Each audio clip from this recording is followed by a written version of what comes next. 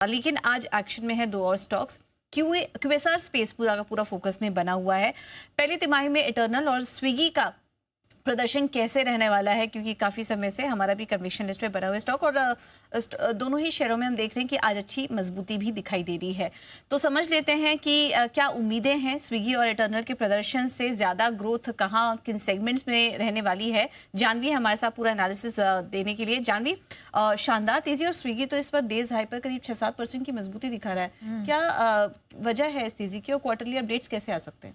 बिल्कुल, दोनों ही नंबर्स की बात करें, इटर्नल और स्विगी दोनों की नंबर्स काफ़ी अच्छे आते हुए देख सकते हो। दोनों के लिए एक ही जो ड्राइविंग फोर्स रहेगा दोनों कंपनीज के लिए, इनका क्विक कॉमर्स आर्म है।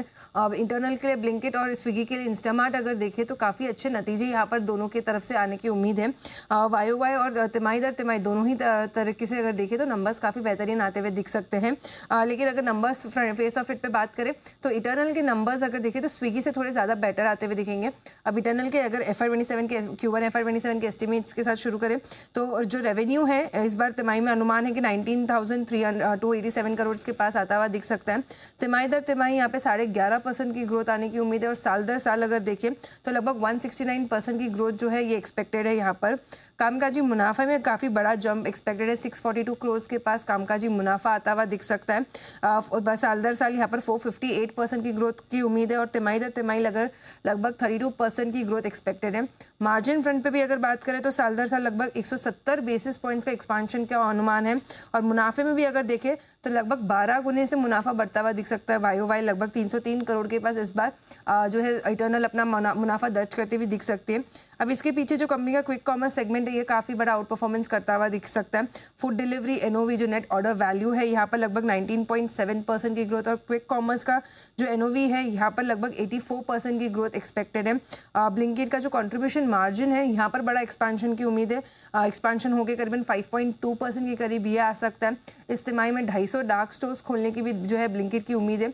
तो काफ़ी जो है तेज़ी से कंपनी अपना एक्सपांशन कर रही है, प्रॉफिटेबिलिटी सुधर रही है। तो इसी के चलते कहीं ना कहीं इटर्नल के नंबर्स काफ़ी स्ट्रॉन्ग आ सकते हैं और स्विगी से बेटर आते हुए दिख सकते हैं।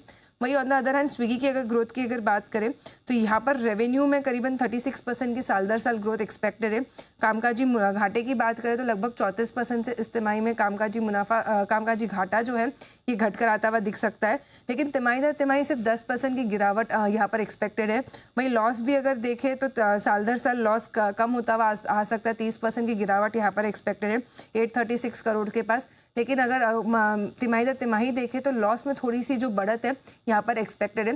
लेकिन यहाँ पर भी अगर क्विक कॉमर्स सेगमेंट की बात करें तो काफ़ी आउट परफॉर्मेंस करता हुआ दिखेगा।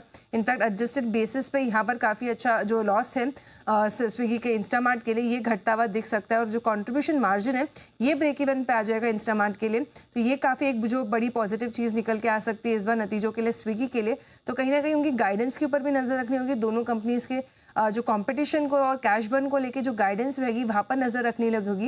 लेकिन ओवरऑल दोनों ही कंपनीज के जो नतीजे हैं इस बार काफ़ी दमदार आते हुए दिख सकते हैं। और इसी कारण से हमने इस पर आपको रिकमेंडेशन भी दी थी जब इसके क्वार्टरली अपडेट्स भी निकल कर आए थे। कैटेगोरिकली जी बिजनेस ने सबसे पहले आपको सलाह दी थी कि आप इटर्नल में अब पैसा अपना लगाइए, क्योंकि यहाँ पर जो ग्रोथ प्रोस्पेक्ट्स हैं, स्ट्रेंथ के प्रोस्पेक्ट्स है, बेहतर है। स्विगी तो हमारे रडार पर रहा ही है, हमारी इन्वेस्टमेंट पिक का हिस्सा भी रहा है। इटर्नल पर भी भरोसा अब बहुत गहराता हुआ दिखाई